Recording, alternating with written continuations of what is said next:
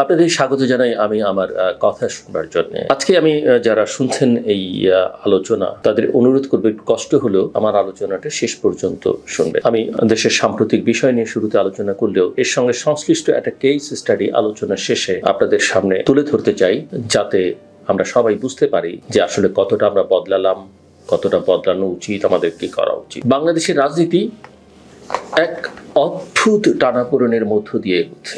দীর্ঘ দিনের এখন একতান্ত্রিক শাসনের পতনের পর দেশের সাধারণ মানুষ, আপনি আমি জনগণ সবাই ভেবেছিলাম এখন হয়তো একটা স্বস্তির জায়গা তৈরি হবে, কিন্তু বাস্তব চিত্রটা একেবারেই ভিন্ন। আগামী বছরের শুরুর দিকে যে জাতীয় নির্বাচন হবার কথা, সেটিকে ঘিরে তৈরি হয়েছে বিভ্রান্তি, দ্বন্দ্ব আর অস্থিরতার রাজনীতি। অন্তর্বর্তী সরকারের ভূমিকা নিয়ে যেমন প্রশ্ন উঠছে, তেমনি রাজনৈতিক দলগুলো নিজেদের কৌশলগত অবস্থান নিয়ে একে অপরের সঙ্গে সংঘাতে জড়াচ্ছে। এর ফলে গণতান্ত্রিক ভবিষ্যতের পথ আরো অনিশ্চিত হয়ে উঠছে।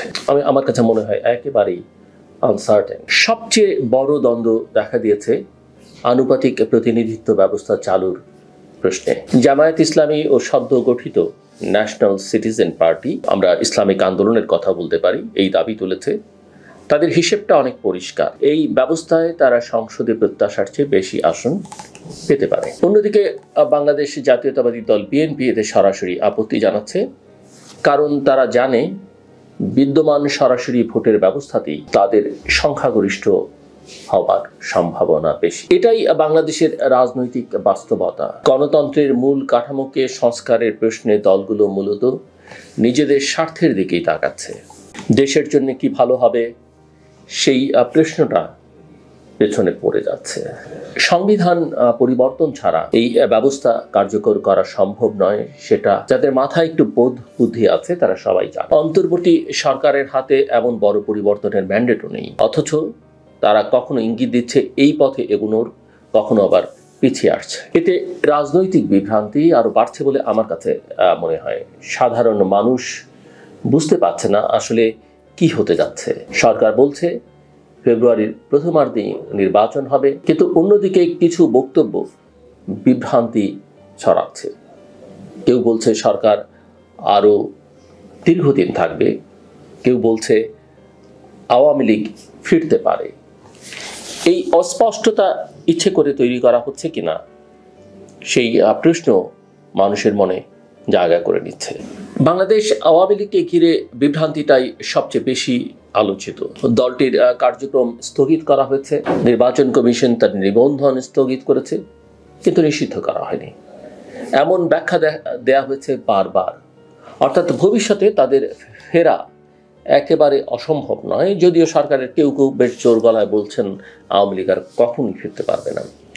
অথচ জনমনে এই দলকে নিয়ে আছে প্রবল ক্ষোভ, আবার এদের সমর্থক গোষ্ঠীও আছে।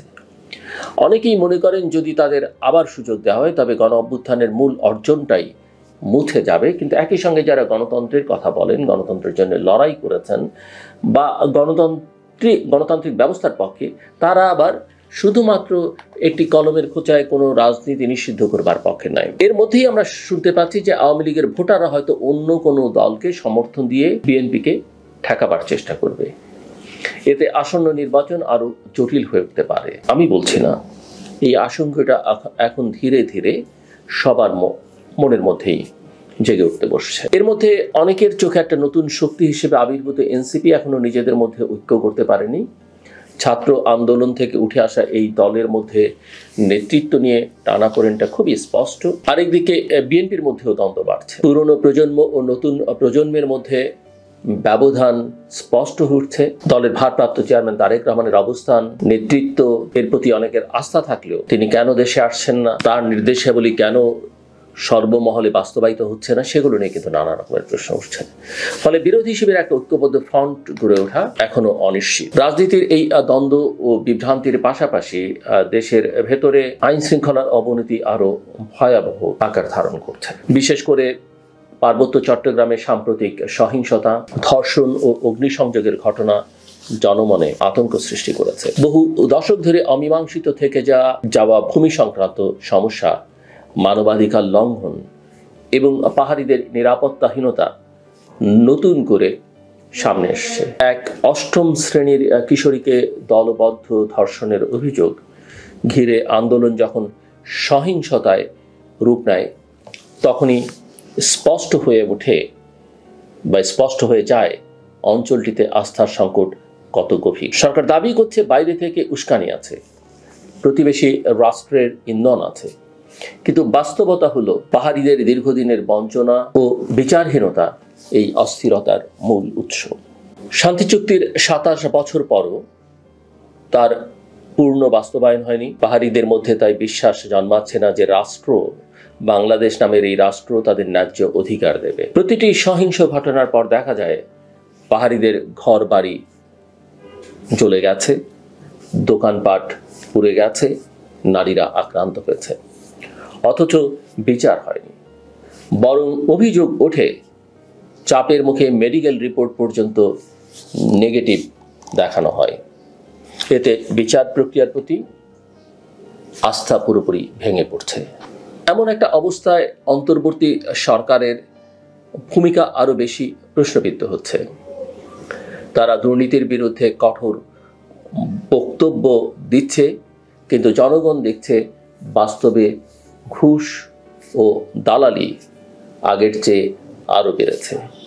সরকারি নিয়োগ ও প্রশাসনিক পদে লেনদেনের অভিযোগ মুখে মুখে ফিরছে। নিউ ইয়র্ক সফরে ১০৪ সদস্যের বিশাল প্রতিনিধি দল নিয়ে যে বিতর্ক তৈরি হয়েছে তা সরকারের ওপর মানুষের আস্থা আরো অনেক কমিয়ে দিয়েছে। এমনকি সফর শেষে সরকার সমর্থিত রাজনৈতিক দলগুলোর মধ্যেও অসন্তোষ বেড়েছে। এই প্রেক্ষাপটে নির্বাচনের পরিবেশ তৈরি করাটাই সবচেয়ে বড় চ্যালেঞ্জ। মানুষ চায় দ্রুত নির্বাচন হোক, যাতে অন্তর্বর্তী সরকারের প্রতি অনিশ্চয়তা কাটে, কিন্তু সরকারের ভেতরকার বিভ্রান্তি, উপদেষ্টাদের অসংলগ্ন বক্তব্য এবং রাজনৈতিক দলগুলোর স্বার্থান্ধ অবস্থান নির্বাচনের পথে প্রতিবন্ধকতা তৈরি করছে। বাংলাদেশের গণতন্ত্র অনেক দিন ধরেই ভঙ্গুর, অথচ এখনই প্রয়োজন ছিল এক নতুন সূচনা। অন্তর্বর্তী সরকারের উচিত ছিল জনগণের আস্থা অর্জন করে একটি গ্রহণযোগ্য নির্বাচনের আয়োজন করা, কিন্তু তার পরিবর্তে তারা নানা বিতর্ক, ভ্রমণ, দুর্বল প্রশাসনিক সিদ্ধান্ত আর অস্পষ্ট বক্তব্যে আস্থা হারাচ্ছে। নির্বাচনের আগে পরিস্থিতি আরো অস্থির হয়ে উঠতে পারে। বিএনপি যদি মাঠে শক্ত অবস্থান নেয়, জামায়াত ও এনসিপি যদি তাদের বিরুদ্ধে জোট বাঁধে, আর আওয়ামী লীগের ভোটাররা যদি ভিন্ন পথে যায়, তাহলে নির্বাচন নতুন বিভক্তি তৈরি করবে। তাছাড়া আন্তর্জাতিক অঙ্গন থেকেও চাপ বাড়ছে। ভারত বাংলাদেশ সম্পর্ক এখনো উত্তেজনাপূর্ণ। খাগড়াছড়ির ঘটনার পর ভারত সরাসরি অভিযোগ প্রত্যাখ্যান করেছে, যেটা বাংলাদেশের পক্ষ থেকে করা হয়েছে, যা দুদেশের মধ্যে নতুন এক অবিশ্বাস তৈরি করেছে। এই জটিল প্রেক্ষাপটে বাংলাদেশের রাজনীতির ভবিষ্যৎ নির্ভর করছে মূলত তিনটি বিষয়ের উপর। প্রথমত, অন্তর্বর্তী সরকার কত দ্রুত ও পরিষ্কারভাবে নির্বাচনের রোডম্যাপ ঘোষণা করে। দ্বিতীয়ত, রাজনৈতিক দলগুলো নিজেদের স্বার্থের ঊর্ধ্বে গিয়ে কতটা সমঝোতায় পৌঁছতে পারে। আর তৃতীয়ত, আইন শৃঙ্খলা পরিস্থিতি কতটা নিয়ন্ত্রণে রাখা যায়। এই তিনটে বিষয় সবার জন্য অত্যন্ত গুরুত্বপূর্ণ বলে আমার কাছে মনে হয়। বাংলাদেশের জনগণ অনেক আশা নিয়ে আন্দোলন করেছিল পরিবর্তনের জন্য, কিন্তু পরিবর্তনের পর যদি দেখা যায় বিভ্রান্তি, দুর্নীতি আর সহিংসতা আরো বেড়েছে, তবে সেই আশার মৃত্যু ঘটবে। জনগণ চায় না নতুন করে বিশৃঙ্খলার মধ্যে পড়তে, তারা শুধু চায় নিরাপত্তা, ন্যায্যতা আর ভোটাধিকার নিশ্চিত হোক। আমি শুরুতেই আপনাদের বলেছিলাম যে অন্তর্বর্তী সরকারের হাতে এখনো সুযোগ আছে, যদি তারা স্পষ্ট করে বলে দিতে পারে ফেব্রুয়ারিতেই নির্বাচন হবে, যদি প্রশাসনিকভাবে শক্ত পদক্ষেপ নেয় দুর্নীতি ও সহিংসতার বিরুদ্ধে, আর যদি সব রাজনৈতিক দলকে আলোচনার টেবিলে এনে আস্থা অর্জন করতে পারে, তাহলে পরিস্থিতি বদলাতে পারে। অন্যথায় বাংলাদেশ আবারও অচলাবস্থার দিকে ধাবিত হবে। আমরা যে খুব একটা বদলাইনি তার একটা ছোট্ট নমুনা আপনাদের সামনে হাজির করতে চাই, যেটা আমি শুরুতে বলছিলাম। যারা টেলিভিশন দেখেন, টেলিভিশনের টক শো দেখেন, তাদের কেউ কেউ হয়তো ব্যারিস্টার আহসান হাবিব ভূঁইয়াকে চিনবেন। একজন তরুণ ব্যারিস্টার। আহসান অনেকের দৃষ্টি আকর্ষণ করেছিলেন আওয়ামী লীগ শাসন আমলে, আরো 7-8 বছর আগে আওয়ামী লীগ করেও ইতিবাচক কথাবার্তা বলবার জন্য। আহসান সরকারের সমর্থক হয়েও সরকারের প্রচুর সমালোচনা করেছেন, এমনকি আমার অনুষ্ঠানে আহসান করেছেন সেটা। এবং আহসানকে বিভিন্ন রাজনৈতিক দলের নেতারা, বিএনপি সহ অন্য যারাই তার বিপক্ষে বসেছে সবাই পছন্দ করেছে। আহসান জুলাই অভ্যুত্থানের সময় অভ্যুত্থানের পক্ষে দাঁড়িয়েছে, তার প্রচুর প্রমাণ তার সোশ্যাল মিডিয়া পেজে আছে। সে এই ছাত্রদের পক্ষে, আন্দোলনকারীদের পক্ষে কথা বলেছে প্রকাশ্যে। অভ্যুত্থানোত্তর পরিস্থিতিতেও তিনি আমার শো সহ বিভিন্ন জায়গায় শেখ হাসিনা সরকার তাদের সমালোচনা করেছেন। আহসান বিভিন্ন সামাজিক কর্মকাণ্ডের সঙ্গে যুক্ত ছিলেন। পারিবারিক জীবনটা খুব একটা সুখকর ছিল না তার জন্য, আর সেটা তার ব্যক্তিগত বিষয়। আহসানকে আজ ভোরবেলায় গ্রেফতার করা হয়। পারিবারিক সমস্যার কথা বললাম, যে আহসানের স্ত্রীর সঙ্গে সমস্যা চলছিল, সমস্যাটা তীব্র হয়েছে এবং আহসানের শ্বশুর বাড়ির সঙ্গে তার বিরোধটা অনেকখানি বেড়ে যায়। বাড়তে এটা এমন এক জায়গায় চলে যায় যে বেশ তিক্ত হয়ে ওঠে। সেটা যাই হোক না কেন, তারই প্রেক্ষিতে, এবং তার শ্বশুর একজন প্রাক্তন সেনা কর্মকর্তা, সেই সূত্র ধরে আহসানের বাড়িতে, আহসান গুলশান এলাকায় একটি অ্যাপার্টমেন্টে থাকেন, সেই বাড়িতে প্রায় 2:30-3টার দিকে পুলিশ তাকে গ্রেফতার করতে চায়। যারা ব্যারিস্টার আহসান হাবিব ভূঁইয়ার সঙ্গে সোশ্যাল মিডিয়ায় যুক্ত, তারা দেখেছেন আহসান ঘরের ভেতর থেকে পুরো চিত্রটা লাইভ করবার চেষ্টা করেছে, যেহেতু সে একসময় রাজনীতি করতে। এবং আমি জানি যে আহসান আওয়ামী লীগের একটা উপকমিটির সদস্য ছিল 7-8 বছর আগে। এর পরেও 3টা কমিটি হয়েছে। আহসান আওয়ামী লীগের কোনো কমিটির সঙ্গে পরে আর যুক্ত ছিল না। এবং আওয়ামী লীগ করা বা তার সমর্থক থাকা বা কখনো কোনো কমিটিতে থাকা, সেটা কোনো অপরাধ হতে পারে না। অন্তত যে গণতন্ত্রের কথা বলবে তার কাছে কোনো অপরাধ হতে পারে। তো পুলিশ তার বাড়িতে যায় এবং আহসান গভীর রাতে ওয়ারেন্ট চায়। আমরা জানি যে সেখানে সাদা পুলিশ, হয়তো পুলিশের পোশাক পরা লোক ছিল, এবং আমরা জানি যে সরকারের সিদ্ধান্ত ছিল এখন থেকে সাদা পুলিশে কেউ কারো বাড়িতে যাবে না। কিন্তু বাংলাদেশের মানুষের গুম, খুন, বিচার বহির্ভূত হত্যাকাণ্ডের অভিজ্ঞতা বেশ তীব্র, এখনো সেটা দগদগে ঘা হয়েছে বাংলাদেশের মানুষের মধ্যে। কাজে এইসব বিষয়ে মানুষ একটু আতঙ্কগ্রস্ত থাকে।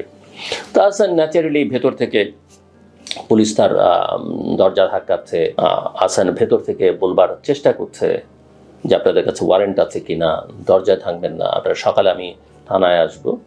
পুলিশ সেটা শুনছে না। এর মধ্যে আহসানের বন্ধুবান্ধব কেউ যোগাযোগ করে, এর মধ্যে একজন সম্ভবত এনসিপির নেতা বা এনসিপির সঙ্গে যুক্ত একজন সেই ঘটনাস্থলে যায়। সেখানেও পুলিশের সঙ্গে তার যথেষ্ট বাদানুবাদ হয় এবং তারা সবাই চান যে পুলিশ ওয়ারেন্ট দেখাতে পারেনি। কথায় সূত্র ধরে পুলিশ অনেক কথা বলেছে, কিন্তু আমরা সবাই এটা বুঝতে পারি এবং এটা খুবই স্পষ্ট যে পারিবারিক বিরোধের জের ধরে আসলে ক্ষমতা ব্যবহার করে পুলিশকে সেখানে পাঠানো হয়েছে এবং 2-3 ঘন্টা এরকম চলতে থাকে। এর মধ্যে অনেক কথোপকথন হয়। আহসান একজন ফ্যাসিস্ট, একথাও বলা হয় যে তৃতীয় মাত্রায় আহসান সরকারের বিরুদ্ধে উস্কানিমূলক কথাবার্তা বলেছে বর্তমান সরকারের উপর। আমি জানি না পরিস্থিতির কি বদল হয়নি, সরকারের বিরুদ্ধে বলাটা কি উস্কানিমূলক মানে কি? একটা গণতান্ত্রিক সমাজে সরকারের বিরুদ্ধে কেউ কথা বলতে পারবে না কেন? আর রাষ্ট্রদ্রোহিতা, রাষ্ট্র আর সরকারের বিরুদ্ধে কথা বলার মধ্যে আকাশ আর পাতাল পার্থক্য। যাই হোক, আমি পুলিশকে কোনো দোষ দেই না, তারা হয়তো আদিষ্ট হয়ে গেছেন সেখানে, পুলিশের মনোবল আগের জায়গায় নেই। তবে পুলিশ কর্মকর্তা যারা কথা বলছিলেন ওই যে এনসিপির ওই নেতার সঙ্গে, সেখানে তারা বলছেন যে পুলিশ 5 তারিখের পরে কোনো অন্যায় করেনি, দৃশ্যত হয়তো করেও নি। যা করেছে অপরাধ সব রাজনীতিবিদরা, অন্যায় যা করেছে রাজনীতিবিদরা, রাজনৈতিক দলগুলো, পুলিশ কর্মকর্তার। একটু রাষ্ট্রের কর্মচারী বলায় তিনি হয়তো একটু অসন্তুষ্ট হয়েছেন। কর্মচারী বা সার্ভেন্ট শব্দের মধ্যে খারাপ কিছু নেই, সেটা হয়তো বোঝার ঘাটতি ছিল। কিন্তু আমার কথা হচ্ছে যে কাউকে যদি গ্রেপ্তার করতে, এটা কি দাগি আসামি? অনেক রকমের অভিযোগ নিয়ে আসা হচ্ছে এবং আমরা জানি যে এখন প্রচুর মিথ্যে মামলা হয়। কিছু একটা হলেই কাউকে ফ্যাসিস্টের দোসর বানিয়ে দেওয়া যায়, কিছু একটা হলেই সে আওয়ামী লীগের সমর্থক বলা, যেমনকি আমাদের মতো যারা আওয়ামী লীগের বিরুদ্ধে ফাইট করেছি, সাফার করেছি, তাদেরকেও এখন অনেকে এসব কথাবার্তা বলেন। তো এগুলো বলতেই পারেন, সাধারণ মানুষ বললে মানায়, কিন্তু রাষ্ট্রের বা সরকারের কোনো প্রতিষ্ঠান, তার কর্মকর্তারা কথা বললে সেটা মানায় না। যাই হোক, পুলিশ বলেছেন যে তারা গ্রেপ্তার করতে পারেন যে কাউকে, ওয়ারেন্ট ছাড়াও তারা পারেন অভিযোগের ভিত্তিতে। আমার মনে হয় শুধুমাত্র অভিযোগ যদি ভয়াবহ রাষ্ট্রের বিরুদ্ধে কিছু না হয়, শুধুমাত্র অভিযোগের বিরুদ্ধে, কারণ বাংলাদেশে প্রথমে মিথ্যে অভিযোগ হয়, অভিযোগের বিরুদ্ধে কাউকে গ্রেপ্তার করা যায় না, অভিযোগের ভিত্তিতে। এবং গভীর রাতে কারো বাড়িতে গিয়ে দরজা ধাক্কানো, এর জন্য একটু সকাল পর্যন্ত ওয়েটই করা যায়। পুলিশের অনেক সোর্স থাকে, অনেক রকমের ইনস্ট্রুমেন্ট থাকে। কাউকে বাড়িটা পাহারা দিতে বললেই হতো যে সকালবেলা তাকে গ্রেপ্তার করে। এই রাতের বেলা একটা বাড়িতে বাংলাদেশের মানুষের ট্রমা অনেক বিগত শাসনামল থেকে, এবং বিগত শাসনামলের যে অভিযোগ মানুষের, এই যে গুম হত্যাকাণ্ড, পুলিশ তো তার থেকে দায়মুক্ত নয়, বা অন্যান্য সংস্থাগুলো, অন্যান্য প্রতিষ্ঠানগুলো দায়মুক্ত নয়। হয়তো তারা রাজনৈতিক চাপে করেছেন, কিন্তু করেছেন তো তারা তার সঙ্গে সংশ্লিষ্ট ছিলেন। কাজে আজকে হঠাৎ করে কথা বললে হবে না যে আমরা এরকম করি না, বা আমরা হঠাৎ একদিনে সব বদলে গেলাম বাংলাদেশের গণমাধ্যমের মতো। এরকম একদিনে বদলানো যায় না আসলে। তো আমার কথা হলো যে সকালবেলা গ্রেপ্তার করতেন। ওই বাড়িতে ছোট বাচ্চা থাকতে পারে, অসুস্থ মানুষ থাকতে পারে, হাসানের মা, এবং শুধু তাই নয়, ওই বিল্ডিংয়ে আরো অনেকগুলো পরিবার থাকে, তাদের অবস্থাটা কি হয়? তো এই যে আমরা অনেক সময় বলি না যে মোটিভেশনাল ট্রেনিং দরকার, আমার মনে হয় পুলিশের সেটা দরকার। আমি নিশ্চিত যারা গেছেন আমি তাদেরকে কোনো দোষ দিই না, তারা উপরের চাপে গেছেন, কিন্তু আমাদের দেখতে হবে এই উপরটা কারা। এই উপর একটা ব্যক্তিগত পারিবারিক ঘটনাকে কেন এভাবে, এই যে ফ্যাসিস্ট আওয়ামী লীগ, সে সাম্প্রতিককালে কোনো মিছিল টিছিল নাকি অর্থায়ন করেছে, অল বুলশিট। যে অভিযোগ করেছে সে বুলশিট। কালকে যদি কেউ আমাকে এসে আমার বিরুদ্ধে অভিযোগ করে আমি এটা করেছি, আমি আমার দেখবেন, আমার ব্লগের নিচে দেখবেন বা ফেসবুকে দেখবেন, ফলে তো রয়ের টাকা খায়, আগে আমেরিকার টাকা খেত। ভাই, একটা ছোট্ট প্রমাণ হাজির করেন না যে আমার কোনো ধরনের কাজ, আমাদের প্রতিষ্ঠানের বা কোনো কাজের সঙ্গে ইন্ডিয়ার কোনো সম্পর্ক নাই, কিন্তু বলছেন তো। আর আপনি যদি সেই অভিযোগের ভিত্তিতে এসে আমার বিরুদ্ধে ব্যবস্থা নিতে শুরু করেন, সেটা তো গ্রহণযোগ্য নয়। সো এই হলো, সকালবেলা তাকে ভোরবেলা নিয়ে যাওয়া হয়েছে পুলিশের কাছে। একজন ব্যারিস্টার, এমনকি প্রাক্তন সেনা কর্মকর্তাও থানায় গিয়ে তার সঙ্গে দেখা করবার চেষ্টা করেছেন, একাধিকবার দেখা করতে পারেননি। থানার ভারপ্রাপ্ত কর্মকর্তা তিনি দেখা দেননি। ডিসির সঙ্গে কথা বলা হয়েছে গুলশানের। আর এটা তো ঘটনাটা যদি হয়েও থাকে অন্য থানায় হবার কথা, পারিবারিক বিরোধটা এই থানায় গুলশানে কেন মামলা হবে আমি সেটাও বুঝি না, অভিযোগটা। এবং একটা পারিবারিক ঘটনাকে রাজনৈতিক যে প্রলেপ দেয়া, লেবেল দেয়া, সেটা কতটা যুক্তিসঙ্গত আমি আমার কাছে, আমার বোধের মধ্যে আসে না। তবে এই জিনিসগুলোর বদল হওয়া উচিত। আমরা এক বছরে, এটা একটা ইনস্ট্যান্স, এরকম বহু মিথ্যে মামলা হয়েছে। হ্যাঁ, কেউ দোষর ছিলেন সরকারের, কিন্তু মার্ডার করেছেন এরকম বলা যাবে না। বহু মানুষকে মার্ডারের আসামি করা হয়েছে, অনেককে বিদেশ যেতে দেওয়া হচ্ছে না, অনেকের ব্যবসা বাণিজ্য বন্ধ হয়ে যাচ্ছে। এখন অনেকে বিদেশে গেছেন, ফিরতে পারছেন না। এগুলো বললে আবার অনেকে বলেন যে এদের জন্য এত মায়া কান্না কেন? প্রশ্নটা হচ্ছে, দেশটা চালাতে হলে আমাকেও লাগবে, আপনাকেও লাগবে, সবাইকে লাগবে। আর এই যে একটা মানুষকে, একটা অন্যায়কে ন্যায্যতা দেয়া, ন্যায্য বিষয়টাকে অন্যায়ের দিকে নিয়ে যাওয়া, এই প্রবণতা দেশের জন্য খুব খারাপ। আমি আশা করব যে পুলিশ হয়তো যে কোনো চাপে পড়ে বা যে কোনো কারণেই হোক তাকে গ্রেফতার করেছে। যে পরিচয়ে, যার ইনফ্লুয়েন্সে করা হয়েছে, তিনি একজন প্রাক্তন কর্মকর্তা সশস্ত্র বাহিনীর। এই পরিচয়ে বা এই ইনফ্লুয়েন্সে যদি হয়ে থাকে সেটা খুবই দুঃখজনক হবে, কারণ হাজার হাজার প্রাক্তন কর্মকর্তা আছেন, বর্তমানরাও আছেন। তো মানুষের মধ্যে এগুলো নানা রকমের আস্থার সংকট করবে। আমি পুলিশকে দোষ দিই না, কিন্তু আমার মনে হয় যে পুলিশ বাহিনী, পুলিশের ঊর্ধ্বতন কর্মকর্তাদের এই বিষয়ে সতর্ক থাকা দরকার। আমি শুনেছি যে কেউ স্বরাষ্ট্রমন্ত্রীর সঙ্গে কথা বলেছেন এই বিষয়ে, তিনি স্বরাষ্ট্র উপদেষ্টার সঙ্গে, তিনি বলেছেন এখানে তার কিছু করবার নেই। বাট যে কাউকে এই ফ্যাসিস্টের দোসর বানিয়ে, দালাল বানিয়ে এই ধরনের সাফারিংসের মধ্যে ফেললে ভবিষ্যৎটা কিন্তু যারা এগুলো করছেন তাদেরও আবার একদিন সাফার করতে হবে। আপনি কেউ কিছু না বলি, প্রতিবাদ না করি, অ্যাকশান না নিই, প্রকৃতি কিন্তু কাউকে ক্ষমা করে না। প্রকৃতি শেখ হাসিনাকেও ক্ষমা করেনি, এটা আমাদের মাথায় রাখতে হবে। কাউকে ক্ষমা করে না। আপনি যদি ইতিহাসের দিকে তাকান, স্বাধীনতার পূর্বে বা পরে কাউকে ক্ষমা করে না। আমরা আশা করবো যে হাসান খুব দ্রুত আইনি প্রক্রিয়ার মধ্য দিয়ে মুক্ত হবেন।